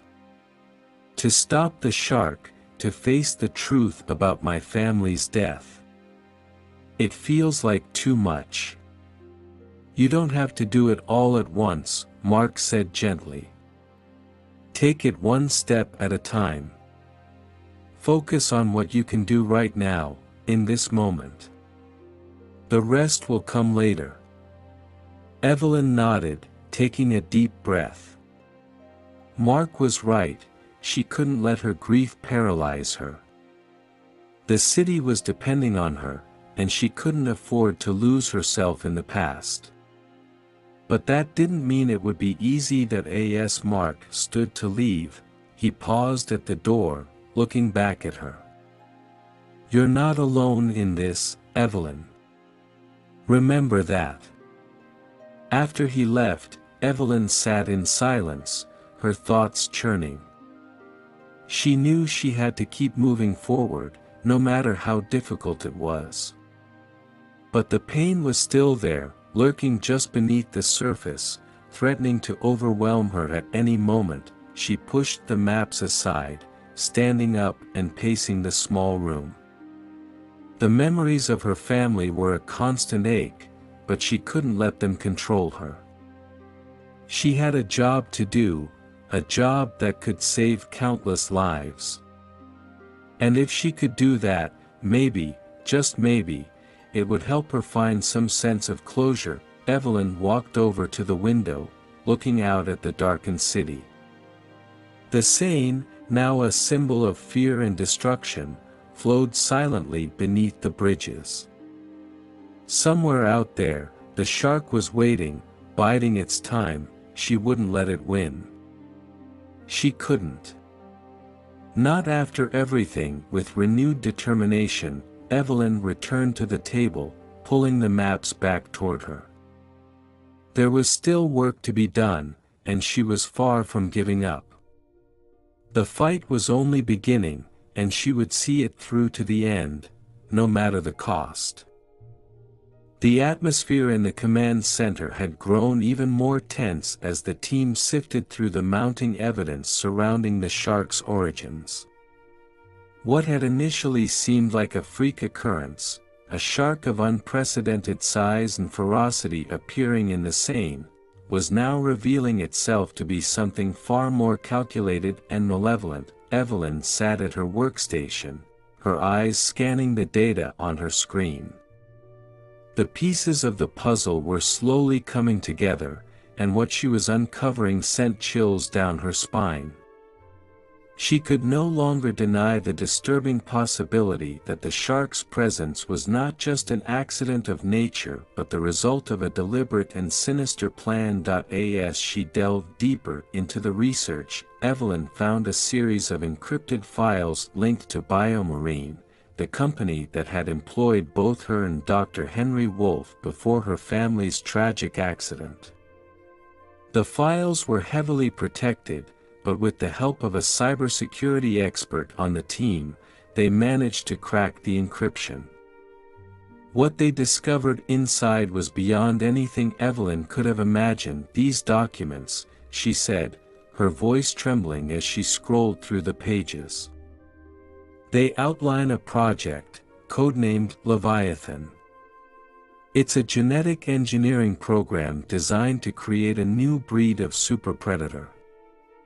The shark was never supposed to be just a random mutation, it was planned.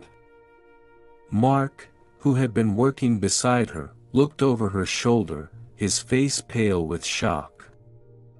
"Are you saying this shark was engineered intentionally? By BioMarine?" Evelyn nodded, her eyes fixed on the screen. "It appears so.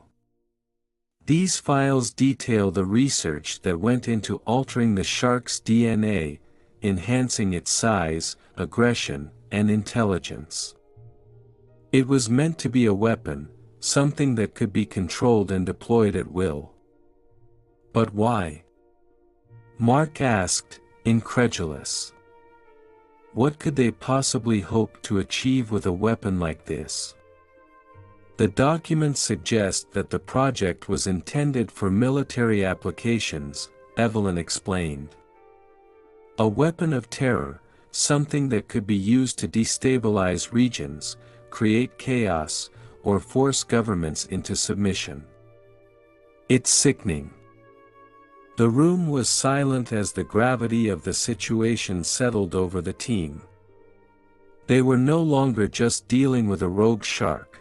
They were up against a conspiracy that had the potential to threaten the entire world. Evelyn's mind raced as she pieced together the implications of what they had found. BioMarine had been conducting these experiments for years, using the guise of marine biology research to hide their true intentions. And now, the fruits of their twisted labor were wreaking havoc on Paris, with the potential to spark an international crisis. "What about Dr. Wolfe?" Mark asked, breaking the silence. "He was involved in this project too, wasn't he?" Evelyn nodded slowly. "Yes. According to these files, Wolfe was one of the lead scientists on Project Leviathan. He was deeply involved in the genetic modifications, but something must have gone wrong.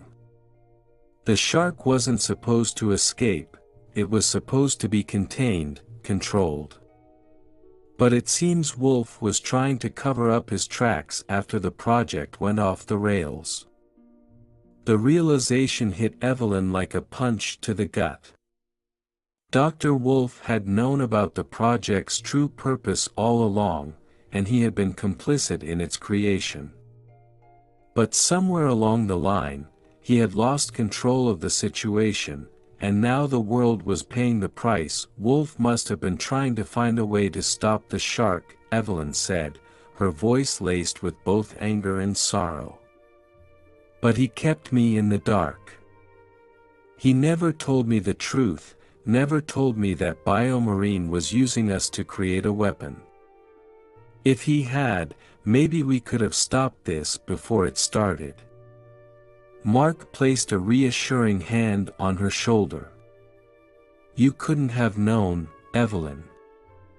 This was a carefully orchestrated plan, and they went to great lengths to keep it hidden. But now that we know the truth, we can put an end to this. Evelyn nodded, her resolve hardening. We have to expose Biomarine and shut down Project Leviathan for good. This shark is just the beginning, who knows what else they've been working on. If we don't act now, the consequences could be catastrophic. The team sprang into action, gathering all the evidence they could to present to the authorities. They knew that taking down a powerful corporation like Biomarine wouldn't be easy, but they had the truth on their side, and they were determined to stop the madness before it escalated any further. As they prepared to confront Biomarine, Evelyn couldn't shake the feeling of betrayal that gnawed at her. She had dedicated her life to science, believing that her work would make the world a better place. But now, she realized that her research had been twisted into something monstrous, and the guilt weighed heavily on her, but there was no time for self-pity. The shark was still out there, a ticking time bomb waiting to unleash more destruction.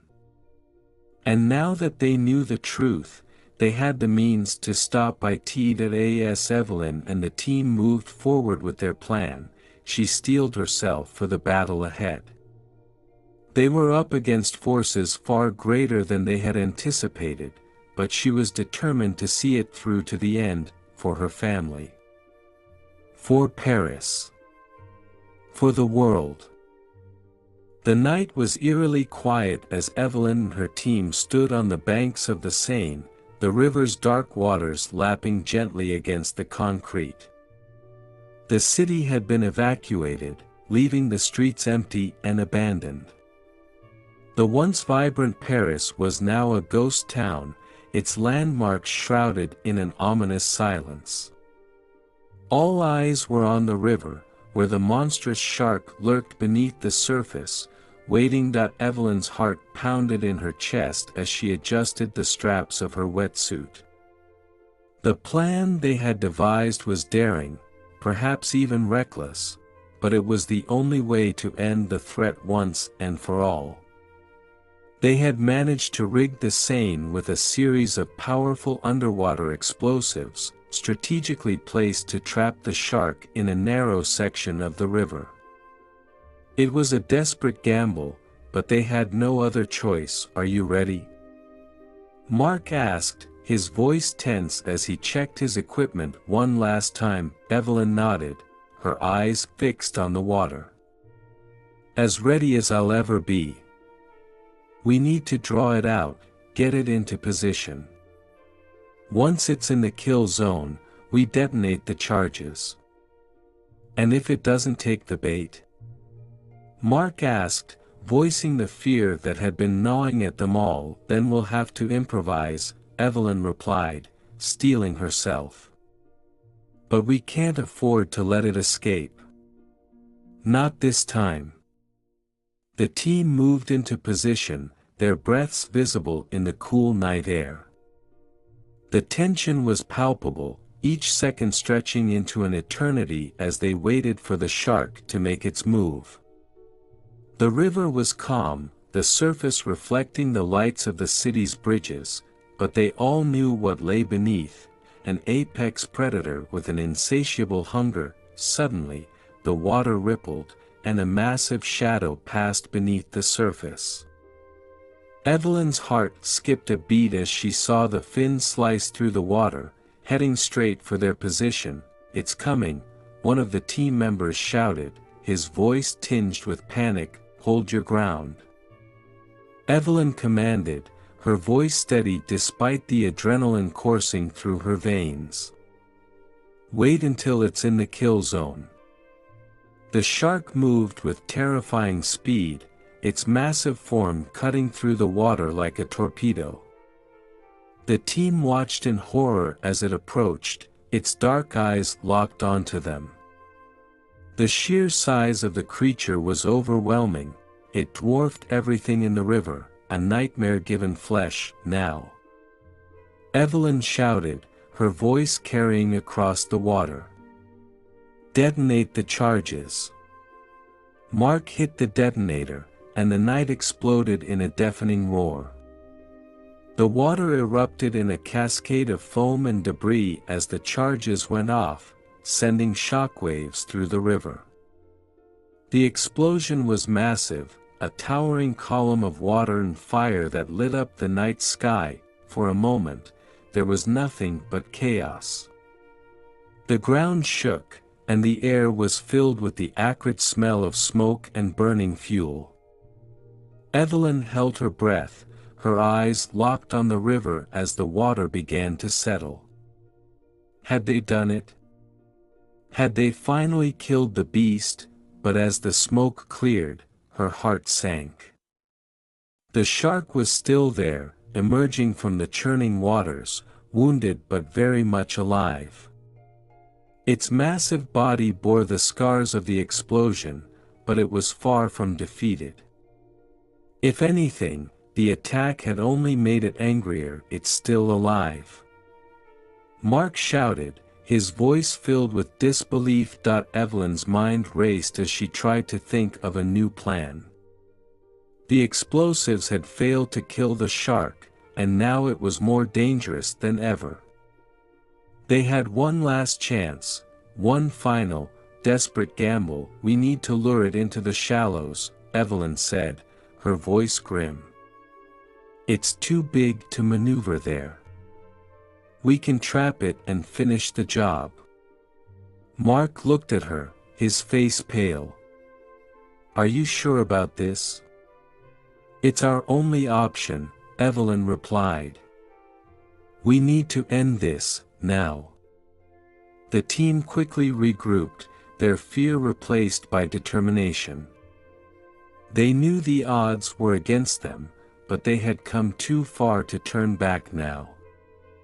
With Evelyn leading the way, they moved toward the shallow section of the river, hoping to draw the shark into their trap. As they approached, the shark followed, its massive body churning the water into a froth. It was relentless, its eyes fixed on its prey, driven by a primal fury. The team could feel the weight of its presence, a living force of nature that seemed unstoppable, but Evelyn refused to back down. She had lost everything to this creature, and she was determined to make sure it never harmed anyone again. As they reached the shallows, she signaled to the team, and they spread out, creating a net of explosives around the area. "Come on," Evelyn muttered under her breath, watching the shark approach. Just a little closer, the shark surged forward, its massive jaws opening wide as it prepared to strike. But as it entered the shallows, it suddenly slowed, its bulk too large to navigate the narrow, rocky terrain. It thrashed in frustration, trapped in the very place they had led it. "Now!" Evelyn shouted, and the team activated the final set of charges. The explosions were smaller this time, but more precise. The rocks around the shark collapsed, trapping it in a deadly embrace. The water turned red as the creature roared in pain, its thrashing growing weaker as the debris closed in around it. Finally, after what felt like an eternity, the shark stopped moving. The water stilled, and a heavy silence fell over the river. The beast was dead. Evelyn stood there, chest heaving with exertion, as she stared at the lifeless form of the shark. It was over. The nightmare that had haunted her for so long had finally come to an end. Mark approached her, placing a hand on her shoulder. "You did it, Evelyn. It's over." She nodded, her eyes never leaving the water. "We all did. But this isn't just a victory, it's a warning. We can't let something like this happen again." The team began to pack up their equipment, the weight of what they had accomplished settling in. Paris was safe, but the scars of the battle would remain for a long time. As they walked away from the river, Evelyn allowed herself a moment of peace. She had faced her fears, confronted the ghosts of her past, and emerged victorious. The city could begin to heal, and so could she, but even as she left the Seine behind, she knew that the fight wasn't truly over. There were still questions that needed answers, still shadows lurking in the corridors of power. But for now, she was content to have survived, and to have given Paris a chance to rebuild. The final showdown had been won, but the battle for the truth was just beginning. The sun was just beginning to rise over Paris, casting a pale light over the Seine as Evelyn and her team stood in the aftermath of the battle. The city, once on the brink of catastrophe, now breathed a collective sigh of relief. But for Evelyn, there was no sense of closure, only a gnawing unease that the true threat had not yet been fully uncovered. As the team gathered in the makeshift command center, the atmosphere was tense. They had won the fight, but the war was far from over. The shark's death had provided temporary safety, but the questions it raised lingered in everyone's minds. Evelyn's gaze was fixed on the screen in front of her, where the encrypted files from Biomarine still glowed ominously. They had uncovered so much about Project Leviathan, yet the identity of the person or people who had orchestrated this horror remained a mystery. "Whoever created this shark, they're still out there," Evelyn said, breaking the silence. "We need to find them and hold them accountable." Mark nodded in agreement. "But where do we start? We've combed through these files, and there's nothing that directly points to who was behind it." Evelyn's eyes narrowed as she scrolled through the documents, searching for anything they might have missed. She clicked through page after page, her frustration mounting, until she saw something that made her heart skip a beat. "Wait," she murmured, leaning closer to the screen. "This file. It's different from the others." The team gathered around as Evelyn opened the document, revealing a series of emails that had been buried deep within the encrypted data. The correspondence was between key figures at Biomarine, discussing the progress of Project Leviathan. But one name stood out among the others, a name that Evelyn hadn't seen before. "Dr. Alexander Reynolds," she read aloud, her voice tinged with disbelief. "He was the head of the project." Mark frowned. "Reynolds? I thought he retired years ago." Evelyn shook her head, her mind racing. "That's what we were led to believe. But according to these emails, he never left Biomarine. He's been working behind the scenes this whole time, using his influence to push Project Leviathan forward." The realization hit her like a sledgehammer. Dr. Alexander Reynolds had been one of the most respected figures in marine biology, a pioneer in genetic research. He had mentored countless scientists, including Evelyn herself. But now it seemed that he had used his knowledge and power for something far more sinister. Reynolds was a genius, Evelyn said, her voice filled with a mix of anger and sorrow. He was always pushing the boundaries of what was possible, but I never imagined he would go this far. He must have seen the potential for weaponizing the research, and he didn't care about the consequences. But why? Mark asked, his brow furrowed. Why would he do this? Evelyn continued to read through the emails, her heart sinking with each revelation. He was driven by a twisted sense of ambition. According to these messages, Reynolds believed that creating a new super predator would secure his legacy. He wanted to be remembered as the man who redefined the natural order.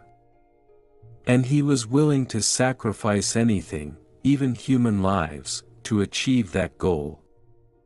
The room fell silent as the weight of Reynolds' betrayal settled over them. The man who had once been a mentor and leader in their field had turned his genius into something monstrous, all in the name of power and prestige. Evelyn's mind flashed back to the day of the accident that had taken her family. She had always wondered if there was more to their deaths than what was reported. Now, the pieces were beginning to fit together. Reynolds had been involved in that tragedy as well. The shark that had caused the accident was likely one of his early experiments, a prototype that had gone horribly wrong. It all makes sense now, Evelyn said, her voice heavy with emotion. Reynolds was responsible for the accident that killed my family. He covered it up, made it look like a freak occurrence, all while continuing his work on Project Leviathan. Mark placed a hand on her shoulder. I'm so sorry, Evelyn. But now that we know the truth, we can bring him to justice. Evelyn nodded, determination hardening in her chest. We have to expose him, reveal everything he's done. The world needs to know the truth about Reynolds and Biomarine. The team quickly set to work, compiling the evidence they had gathered and preparing to release it to the authorities and the public. They knew that confronting a figure as powerful as Reynolds wouldn't be easy, but they were resolute in their mission. As they finalized their plans, Evelyn couldn't shake the sense of betrayal that weighed on her. Reynolds had been a mentor, a man she had admired and looked up to for years. To discover that he was the mastermind behind the horrors they had faced was almost too much to bear, but she also knew that this was the moment she had been preparing for. Confronting the man who had taken everything from her wouldn't be easy, but it was necessary. The world needed to see the true face of Dr. Alexander Reynolds, the man who had played God and unleashed a nightmare upon them all. With the evidence in hand, the team prepared to move forward.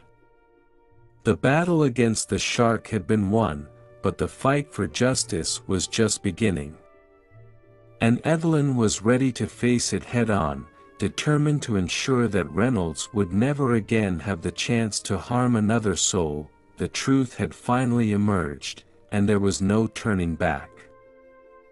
The sun rose slowly over Paris, casting a warm glow on the city that had just survived a nightmare.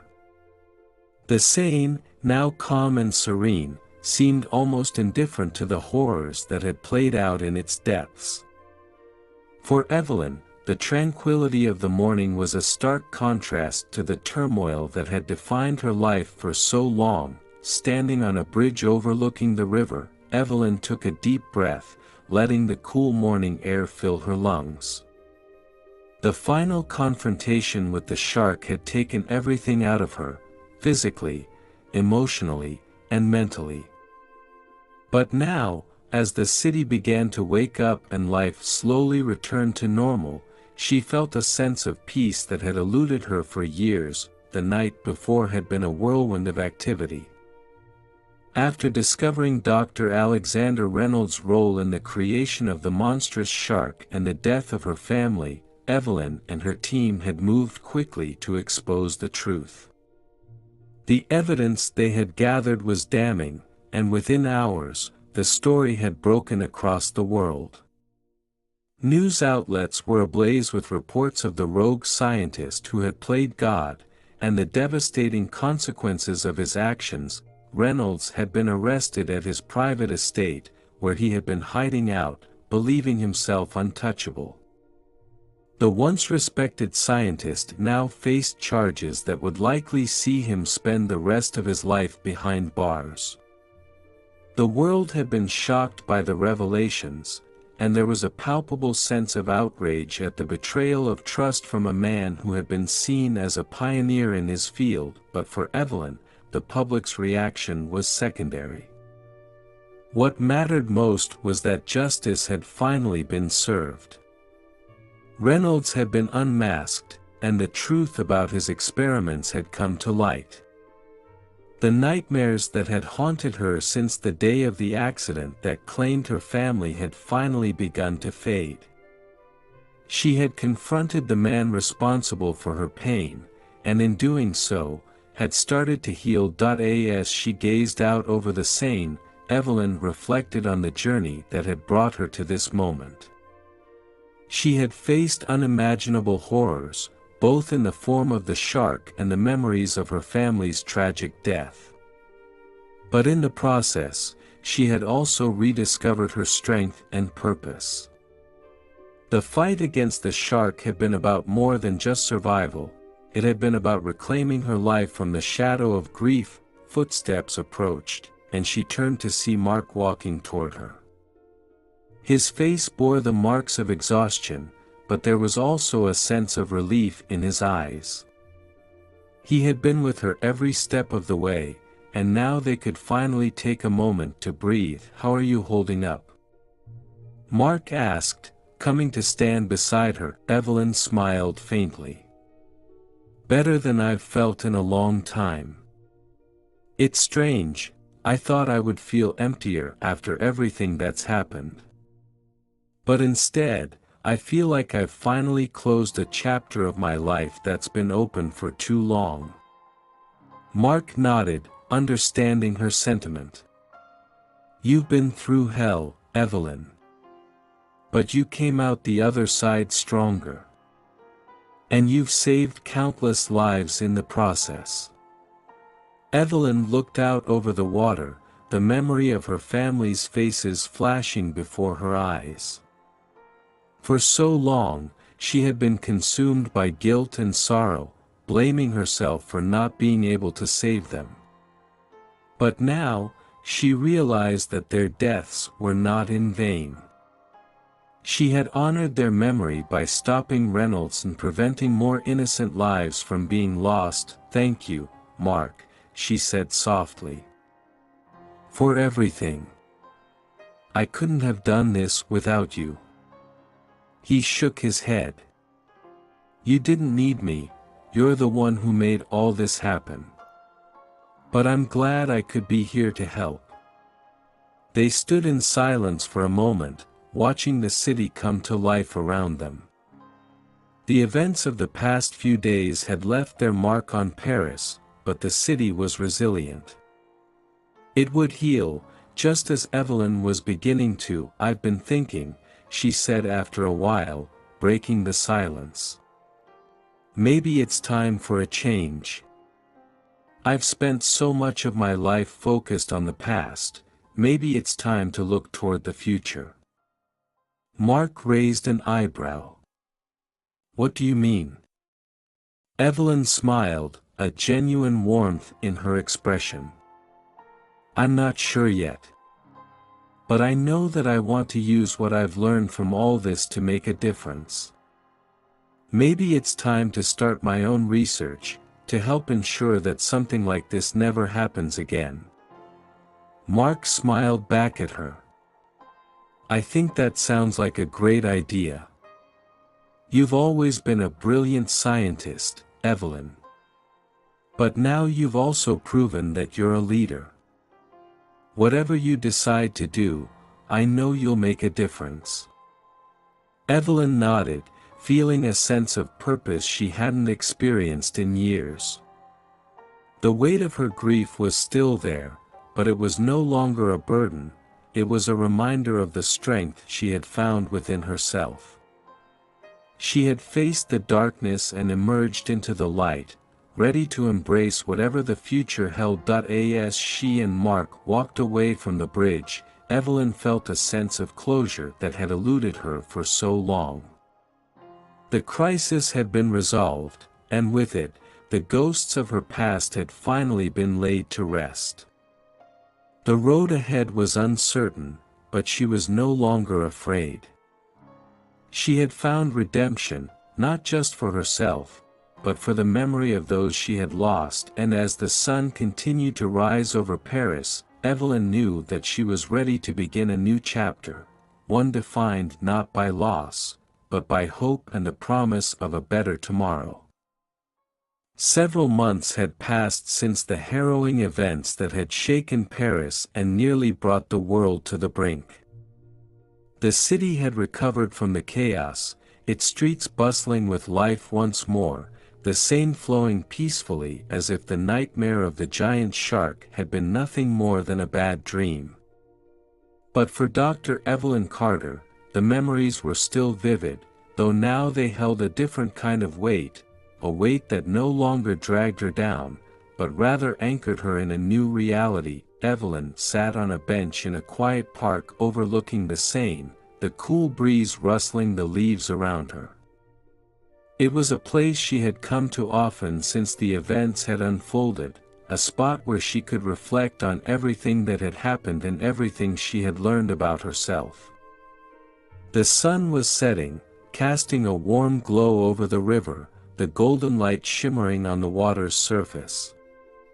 It was peaceful here, a stark contrast to the storm that had raged both within her and around her not so long ago. She had spent those months rebuilding her life, her career, and most importantly, her sense of self. The closure she had found in uncovering the truth about her family's death and bringing Dr. Alexander Reynolds to justice had given her a new perspective. For so long, she had been defined by her grief, her work and escape from the pain that had haunted her.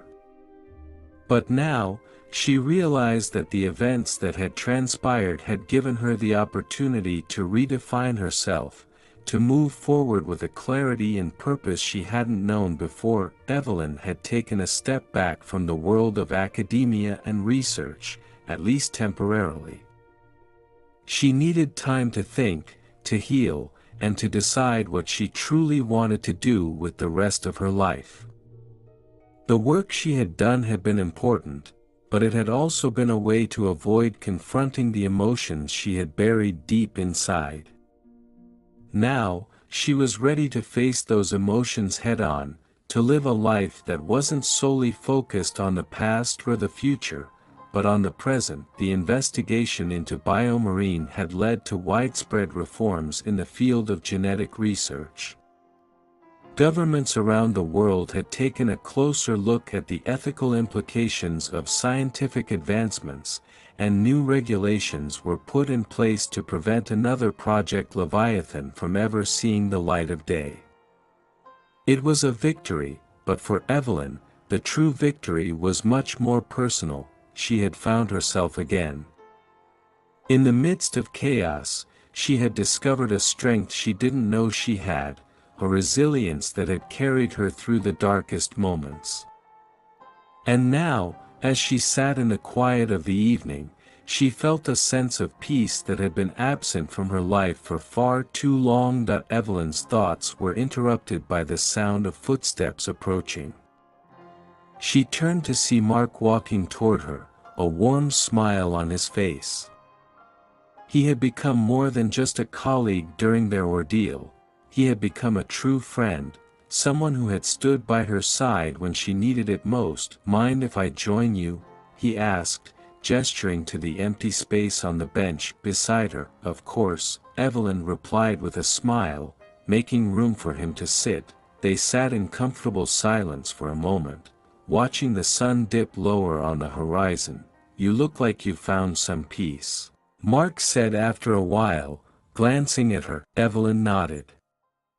"I have. It wasn't easy, but I think I'm finally starting to move forward." "And what does moving forward look like for you?" She took a deep breath, considering the question. "I'm not entirely sure yet. I've thought about going back to research, maybe starting a new project that focuses on the ethical implications of genetic engineering. But I've also considered taking some time to travel, to see the world and experience life outside the lab." Mark nodded, a look of understanding in his eyes. "Whatever you decide, I know you'll make the right choice. You've been through so much, and you've come out stronger because of it." Evelyn smiled, appreciating his support. "I think I just want to live for a while. Not chase after something, not run from anything, just live."